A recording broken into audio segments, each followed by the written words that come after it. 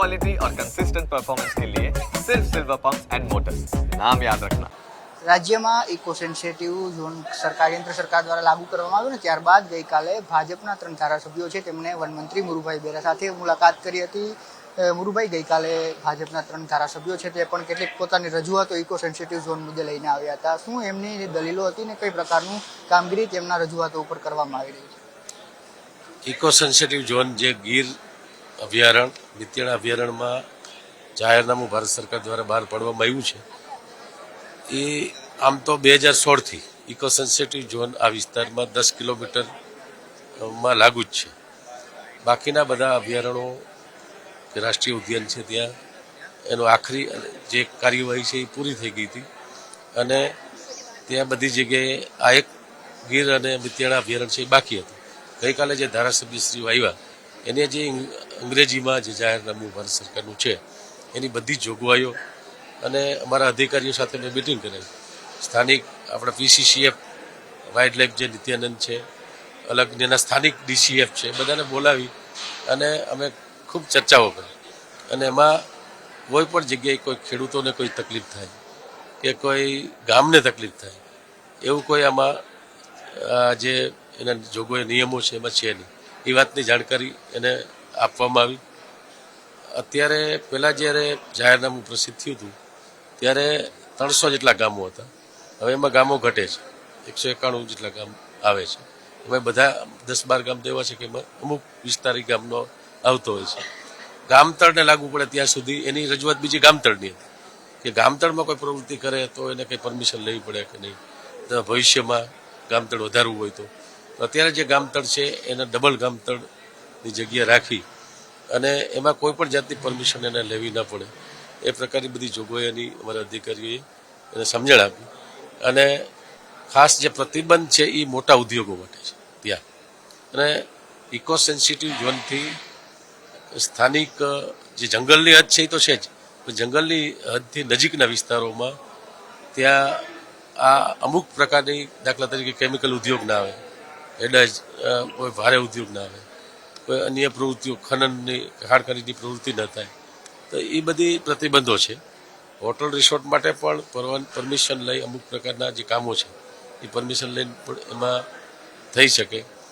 ખેડૂતોને કે ગ્રામ્ય વિસ્તારમાં જે કામો છે ખાસ કરી નાના ઉદ્યોગો છે એમાં કોઈ પણ જાતની પરમિશન કે પ્રતિબંધ છે નહીં, એને લેવો ના પડે. બધી જ આખી બધી જોગવાઈઓ છે જાહેરનામાની એ બધીથી એને વાકેફ કરવામાં આવ્યા. અને અમારા વન વિભાગના જે આરએફઓથી લઈને એસીએફથી લઈને જે ફિલ્ડનો સ્ટાફ છે એ જે ગામોમાં આવે છે એ બધા ગામમાં જઈને ગ્રામસભા ગામના લોકોને મળી અને ઇકો સેન્સિટિવ ઝોનનું આ જાહેરનામું છે એનાથી કોઈ નવી વાત નથી. અત્યાર સુધી જે લાગુ છે ત્યાં એ જ છે, એમાં કોઈ નવી વાત છે ને. તો છે 2018થી આપણે બધી જગ્યાએ ઇકો સેન્સિટિવ ઝોન છે એ લાગુ થઈ ગયેલો છે. આપણે 16માં પ્રથમ જાહેરનામું બહાર પડ્યું હતું, પછી વચ્ચે સ્ટે હતો કોર્ટનો અને એના પછી હમણાં ભારત સરકારે આ જાહેરનામું બહાર પાડ્યું છે. મુરુભાઈ, ગીર સોમનાથમાં પણ કેટલાય લોકો વિરોધ કરે છે, ખાસ કરીને ભાજપના નેતા જે દિલીપ સંઘાણી છે એમણે પણ કહ્યું છે કે જે કાયદો છે ક્યાંક સિંહો સાથે રક્ષણ આપે છે, પરંતુ જે ગ્રામ્યમાં ખેડૂતો છે એમના માટે પણ ક્યાંક આ મુશ્કેલીરૂપ કાયદો થાય છે એવું તેમનું પણ કહેવાનું છે. ઇકો સેન્સિટિવ ઝોન છે ને એ માત્ર સિંહ માટે નહીં પણ એના અનેક ફાયદાઓ છે. અને વન્યજીવો જે બધા જ છે એવું સિંહ નથી એવા જે અભયારણ્યો છે ત્યાં પણ ઇકો સેન્સિટિવ ઝોન છે બધી જગ્યાએ. જે કોઈ વાત કરતા હોય ને ગઈકાલે મેં ધારાસભ્યશ્રીઓ સાથે મિટિંગ વાત મળ્યા અને એની જે રીતના એને પણ પોતાને મનમાં હતું કે સ્થાનિક તો આવા સમાચાર આવતા હતા, એને બદલે હકીકત જો આવું કોઈને કંઈ તકલીફ પડે એવો વાત જ ન હોય તો પછી આ વાતને આપણે બધે ત્યાં સમજાવવી જોઈએ. એટલે કોણ વિરોધ કરે છે કોણ નથી વિરોધ કરતું એ વાત જુદી છે. ઘણાને રાજકીય બીજી કોઈ બાબત હોય પણ હકીકતે ઇકો સેન્સિટિવ ઝોન 10 કિલોમીટર જંગલ વિસ્તાર અભયારણ્યની હદથી આગળ 10 કિલોમીટરમાં આ બધા વિસ્તારોમાં અત્યારે ઘણા વર્ષો છેલ્લા 8 વર્ષથી લાગુ છે જ. એમાં કોઈ નવી વાત નથી ને એમાં કોઈને કંઈ તકલીફ પડી નથી.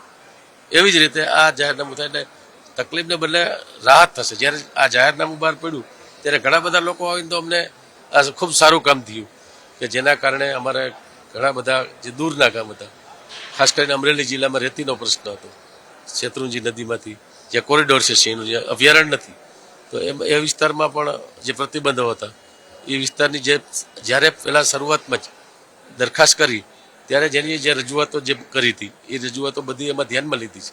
એટલે એના કારણે બધા આવીને અમને ત્યારે એમ કહેતા ખૂબ સરસ કામ થયું છે. એટલે આમાં જે અમુક લોકો ખોટી ગેરસમજણો ફેલાવે છે એ સિવાય બીજું કાંઈ છે. ગુરુભાઈ, તો આજા વનમંત્રી મુરુ બેરા કે જેઓનું કહેવું છે કે જે કાયદો લાવવામાં આવ્યો છે તે સિંહો સાથે સાથે જે સ્થાનિકો છે તેમના પણ હિતમાં છે અને કેટલાક લોકો જાણી જોઈ અને આ મામલે રાજકારણ કરી રહ્યા છે એ પ્રકારની વાત વનમંત્રી મુરુભાઈ બેરા દ્વારા કરવામાં આવી રહી છે. કેમેરા પર્સન રીતે સુથાર સાથે જયેશ ચૌહાણ, ન્યૂઝ કેપિટલ, ગાંધીનગર.